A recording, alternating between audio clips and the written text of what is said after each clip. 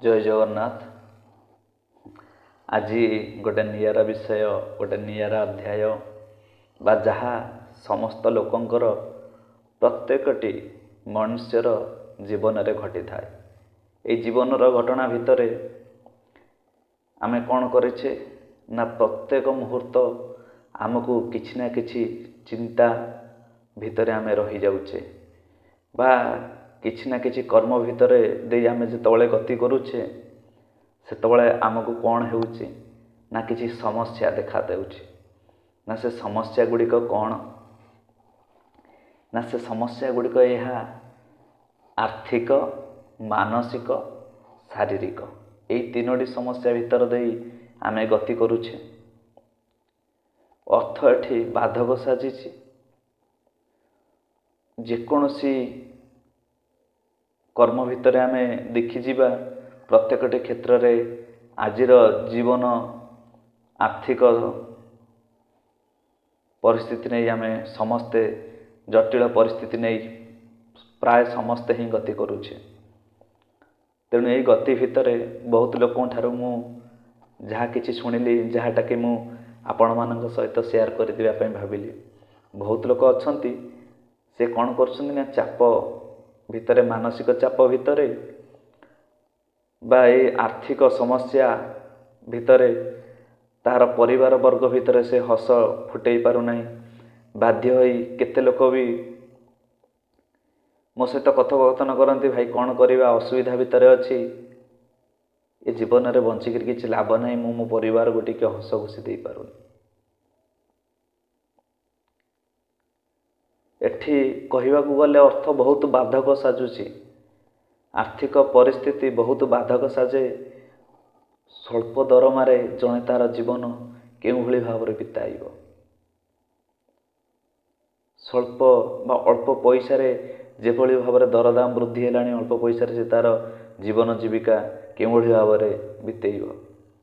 एटा खाली आपण मानकर भावना नुहे ए भावना भी मोर अछि। कहीं ना सेतबेले से मनुष्यटी रुग्ण हो पारे सेतबेले से लोकटी रोगग्रस्त हो जाई पारे बा ता भितर मानसिक चिंता तार असंतुलित अवस्था को चली जाए। से कौन करिवो कौन नहीं भाभी पारे नहीं परिशेष रे भूलटा ही करि बसी थाए।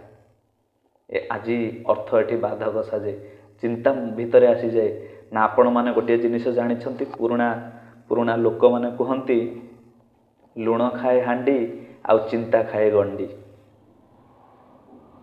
हांडी की खाई दिए किए ना लुण खाई दिए पात्रटा को आउ चिंता खाई दिए शरीरटा को। ना गोटे जिनिस आम मानक जीवन में दीटा जिनिस मिले ना कौन ना गोटे चित्ता गोटे चिंता। चित्ता आमे मरीगला पर आमको प्राप्त होता है। आमर शरीर को माटी रे अग्नि रे वायु रे जल रे सबू मिसी देवाई अग्नि रे आमको दहन कर दि जाए। आ चिंता भी दहन करते आम भितर प्रति मुहूर्त आमको दहन करुए। अभाव अनटन भितर आम गति करुए। आमको चिंता आमर शरीरटा को धीरे धीरे धीरे धीरे रुग्ण अवस्था को नहीं जाए। तो यही चिंता चेतना भितर गोटे चित्ता दहति सजीव चित्ता दहति निर्जीवम चिंता दहति सजीवम। से चिंता आउ चिंता चित्ता आउ चिंता भितर आमे गति करुचे। से गति करिया भितर एठी मन पड़े कि कौन कौन कले आम भितर से चिंता चली जीव कि कौन कौन भावना भितर आमे रहिले आमको से भावना कहीं गोटे भावना जो पशि आसे आउ गोटे भावना दूरभूत हो जाए। तेणु से गोटे भावना को आमे आनिबा कौन से भावना जदि आमे आमर निजर कल्याण चाहूचे आमे स्वल्प दरमारे भी आमे आमर परिवार गुजराण को मेंटेन नहीं पारिबा। एठी गोटे बहुत बड़ शिक्षा अछि ना कौन ना चिंता चित्ता भितर दे गोटे कथा आसे जाए कृष्ण चेतना। तेणु आसंतु सबु बेले आमे कौन करिबा ना किछि प्रति मुहूर्त रे गुणगुणाउथिबा बा भावना भितर बा घरे रखिथिबा गीता भागवत।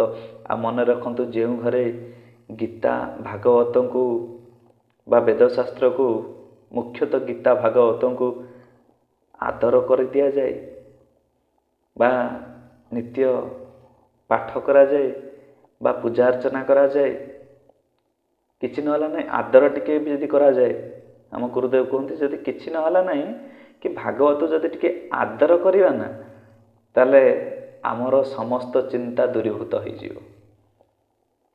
ତେଣୁ ଆମ ଭିତରେ ଏ ଭାବନା ଯେତେବେଳେ ଆସିଯିବ କୃଷ୍ଣ ଚେତନା, ସେତେବେଳେ ଆମ ଭିତରୁ ଏ ଅଭାବ ଅନଟନ ଦୂରୀଭୂତ ହୋଇଯିବ। କ'ଣ ଦରମା ବଢ଼ିଯିବ କି? ଦରମା ବଢ଼ିଯିବନି। ଆର୍ଥିକ ସମସ୍ୟା ଭିତରେ କ'ଣ କରନି, ଆଉ ପରିବାରରେ ରୋଗଗ୍ରସ୍ତ କେହି ହେଇନଥିବେ, ମେଡ଼ିକାଲ ଖର୍ଚ୍ଚରୁ ଆମେ ବଞ୍ଚି ଯାଇଥିବା। ଆଉ କ'ଣ ହେଇଥିବ ନା, ଆମେ ସୁଖରେ ଦୁଃଖରେ ସବୁବେଳେ ଆଡ଼ଜଷ୍ଟ କେମିତି କରିବା ତାହା ବି ଆମେ ଶିଖିଯିବା। ସ୍ୱଳ୍ପ ଦରମା ହେଲେ ବି କିଛି ଆମକୁ ଆଉ ବାଧା ଦେଇପାରିବନି। ଆଉ ଗୋଟେ ଜିନିଷ ଆମକୁ ଆଜି ବାଧା ଦେଉଛି କ'ଣ? ଗୋଟିଏ ହେଉଛି ଶିକ୍ଷା, ଆଉ ଗୋଟେ ହେଉଛି ସ୍ୱାସ୍ଥ୍ୟ। ଗୋଟିଏ ପିଲା ପରେ ଆଉ ଗୋଟେ ପିଲା ଚାହୁଁନାହାନ୍ତି ମା ବାପା ମାନେ। କାହିଁକି ନା, ପିଲାଟିକୁ ସିନା ଜନ୍ମ କରିଦେବା, ତାକୁ ମଣିଷ ପରି ମଣିଷଟିଏ କରିବା ପାଇଁ ଆର୍ଥିକ ସ୍ଥିତି ଆମ ପାଖରେ ଆଜି ନାହିଁ ସେତେ, ବା ଆର୍ଥିକ ସ୍ଥିତି ଆମର ବହୁତ ମାନ୍ଦା।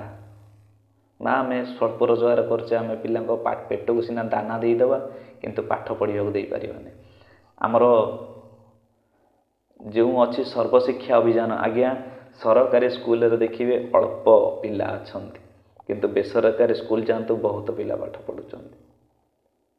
ଗୋଟେ କମ୍ପିଟିସନ୍ ମାର୍କେଟ ଭିତରେ ଚାଲି ଆସିଛି, ଆମ ଜୀବନ ଭିତରେ ଗୋଟେ କମ୍ପିଟିସନ୍ ଚାଲି ଆସିଛି। ଆମେ ଆମ ପିଲାଙ୍କୁ ଭଲ ଜାଗାରେ ପଢ଼େଇବା, ଭଲ ଶିକ୍ଷା ଦେବା, କିନ୍ତୁ ସେ ଭଲ ଶିକ୍ଷା ଦେବା ଭିତରେ ଉଚ୍ଚ ଶିକ୍ଷା ଦେଉଛନ୍ତି ଠିକ୍ ଅଛି, କିନ୍ତୁ ଭଲ ଶିକ୍ଷା ଦେବା ଭିତରେ ଟିକେ ଗୀତା ଅଧ୍ୟୟନ କି ଗୀତା ପାଠ, ଭାଗବତ, କୃଷ୍ଣ କଥା ଛୋଟ ପିଲାଙ୍କ ଭିତରୁ ବୁଢ଼ା ହେଇଗଲେ ଆମେ କରିବା, ଏବେ ବୟସ ହେଇନି ବହୁତ ଲୋକ କୁହନ୍ତି। ତାହେଲେ ଆମେ ବି ଆମ ପିଲାବେଳେ ପଢ଼ିଥିଲୁ, ଏ ବାଲ୍ୟକାଳୁ ଧନ ଧର୍ମ ମୁଁ ସଞ୍ଚିବି, ଏ ଜୀବନ ନିଶ୍ଚିତ, ଆଉ କେ ଜାଣେ କାହାର ମୃତ୍ୟୁ କାଳ ଆସି ହୋଇଯିବ ଉପସ୍ଥିତ। 84 ଲକ୍ଷ ଯୋନି ଭ୍ରମଣ କରିବା ପରେ ଦିବ୍ୟ ମାନବ ଜନ୍ମ ଆମକୁ ପ୍ରାପ୍ତ ହୋଇଛି, ବା ଯେଉଁ ଜନ୍ମକୁ ଆମେ ସାକାର କରି ଭଗବାନଙ୍କର ଚରଣ ଅରବିନ୍ଦକୁ ଆଶ୍ରୟ କରି ଭଗବାନଙ୍କର ସେବାର୍ଥେ ଆମେ ଆମ ଜୀବନକୁ ବିତେଇ ଦେବା। ଆଉ କ'ଣ ହୁଏ? ଆହୁରି ଟିକେ ଚିନ୍ତା ବି ଆସେ, ପାରିବାରିକ କଥା ନାହିଁ। ସ୍ତ୍ରୀ କହୁଥିବ ମୋର ଏଇଟା ଦରକାର, ପିଲା କହୁଥିବ ସେଇଟା ଦରକାର, ବାପା ମା କହୁଥିବେ ଏଇଟା ଦରକାର, ଭଉଣୀ ଭାଇ କହୁଥିବେ ଏଇଟା ଦରକାର। ବିଭିନ୍ନ ଦିଗରୁ ଗୋଟେ ଚାପ ପଡ଼ିଯାଏ ମୁଣ୍ଡ ଭିତରେ, ଦରକାର ଦରକାର ଦରକାର। କିନ୍ତୁ ସେତେବେଳେ କେହି ଭାବନ୍ତିନି ଆମେ ଯାହାକୁ ଏଇଟା ଦରକାର ସେଇଟା ଦରକାର ବୋଲି କହୁଛେ, ସେ କେଉଁଭଳି ଭାବରେ ଆଣିବ, ତା ପାଖରେ ଅର୍ଥ ଅଛି ତ? ଯଦି ପରିବାରର ସମସ୍ତ ସଦସ୍ୟ ଯଦି ଭାବି ନିଅନ୍ତେ, ତାହେଲେ ଆଜି ଅର୍ଥ ଆଜି ବାଧକ ସାଜନ୍ତା ନାହିଁ। କି ବହୁତ ଲୋକ ଅଛନ୍ତି ଆତ୍ମହତ୍ୟା କରିଦେଉଛନ୍ତି, ଯେଉଁଟାକି ମୁଁ କହିଲି ଭୁଲ ପଦକ୍ଷେପ ନେଉଛନ୍ତି, ତେଣୁ ବାଧ୍ୟ ହିଁ କରୁଛନ୍ତି। ଯଦି ଗୋଟେ ଭଲ ପାଇବା ଆସିଯିବ ନା, ଗୋଟିଏ ସ୍ତ୍ରୀଟିଏ ତାର ସେ ଲୁଗାକୁ ସିଲେଇ କରିଦେଇ ସେ ତାର ଚଳେଇ ଦେବ। ଗୋଟେ ଛୁଆଟି ପଚାରିଦେବ ଏଇଟା କେତେ ପଇସା କି? ନା ଏତିକି। ନା ବାବା ଥାଉ ଏଇଟା ପରେ ନେବା। ସେ ପିଲାଟି ବି ମନକୁ ବୁଝେଇ ଦିଏ, ନାହିଁ ମୋ ବାପାଙ୍କ ପାଖରେ ପଇସା ନାହିଁ। ଯଦି ଗୋଟେ ଭଗବତ ଚିନ୍ତା ଚେତନା ଆମ ପରିବାର ଭିତର ଦେଇ ଯଦି ଆସିଯାଏ, ତାହେଲେ ଏଠି ଆମେ ଯେତେ ଅସୁବିଧାରେ ଥିଲେ ବି ସୁଖକୁ ଅନୁଭବ କରି ଚାଲିବା। ତେଣୁ ଏଇଠି ଗୋଟିଏ କଥା, ଯେଉଁ ସଂସ୍ଥାରେ ଯେଉଁମାନେ କାମ କରୁଛନ୍ତି ବା ମାଲିକମାନେ, ସେ ଉଚିତ ସମୟରେ ଉପଯୁକ୍ତ ଭାବରେ ପାରିଶ୍ରମିକ ଦିଅନ୍ତୁ। କୌଣସି ଭାବରେ କାହାକୁ ହତାଦର କରନ୍ତୁନି। ଯଦି ଠିକ୍ ଭାବରେ ପାରିଶ୍ରମିକ ଦିଆଯାଏ, ତାହେଲେ କୌଣସି ପିଲା ଭୁଲ କରିବାକୁ କେବେ ପଛେଇବ ନାହିଁ। ବହୁତ ମାଲିକମାନେ ବି କୁହନ୍ତି ବା ସଂସ୍ଥାରେ ହାତ ଗୁଞ୍ଜା ଚାଲେ ବା ଏପଟ ସେପଟ ଚାଲେ, ଲାଞ୍ଚ ନିଅନ୍ତି। ଆଉ କେତେଜଣ କହିଦିଅନ୍ତି ଏ ଉପୁରି କେତେ ମିଳୁଛି କି? ଆଜ୍ଞା ସେ ଉପୁରିଟା ହେଉଛି ଚୋରି। ପାରିଶ୍ରମିକ ହେଉଛି ଆମର ପ୍ରାପ୍ୟ। ଆମେ ଆମର ପାରିଶ୍ରମିକରୁ ଯଦି ଅଧିକା କିଛି ପାଇଲେ ତାହେଲେ ସେଇଟା ହେଉଛି ଆଜ୍ଞା ଚୋରି। ଆମେ ପରିଶ୍ରମ କରିଛେ ପାଇଛେ, କିଛି ନା କିଛି ପରିଶ୍ରମ କରିଛେ ପାଇଛେ। ପାର୍ଟ ଟାଇମ୍ ଜବ୍ ବି ଲୋକ କରୁଛନ୍ତି, ଗୋଟିଏ ଜାଗାରେ କାମ କରିବା ଗୋଟେ ଜାଗାରେ, କିନ୍ତୁ ଯଦି ସେଇ ଗୋଟିଏ ଜାଗାରେ ରହିକିରି କିଛି ଭୁଲ ଭାବରେ ଅଧିକା ଅର୍ଥ ଉପାର୍ଜନ ହେଉଛି, ସେଇଟା ହେଉଛି ଆଜ୍ଞା ଚୋରି, ଯେକୌଣସି ଭାବରେ ହେଉନା କାହିଁକି। ତେଣୁ ଏଠି ଆର୍ଥିକ ସମସ୍ୟା ବେଳେବେଳେ ବିଭିନ୍ନ ପ୍ରକାର ଭୁଲ ପଦକ୍ଷେପ ନେଇଯାଏ। ଆଉ ଏଇସବୁ ଭିତରେ ଯେତେବେଳେ ଆସିଯାଏ ମନ ଭିତରେ ନା, ସେତେବେଳେ ମଣିଷ ଭୁଲ ପଦକ୍ଷେପ ନେଇଯାଏ ଆଉ କୃଷ୍ଣ ଚେତନା ଭିତରୁ ବିମୁଖ ହୋଇଯାଏ। ତେଣୁ ଆସନ୍ତୁ ସେ ଚିନ୍ତା ଚେତନାକୁ ଦୂରୀଭୂତ କରିବା, ନିତ୍ୟ ଭାଗବତ ଗୀତା ପାଠ କରିବା, ଭଗବାନଙ୍କର ସହିତ ଆମେ ଆମର ମନକୁ ଯୁକ୍ତ କରିବା।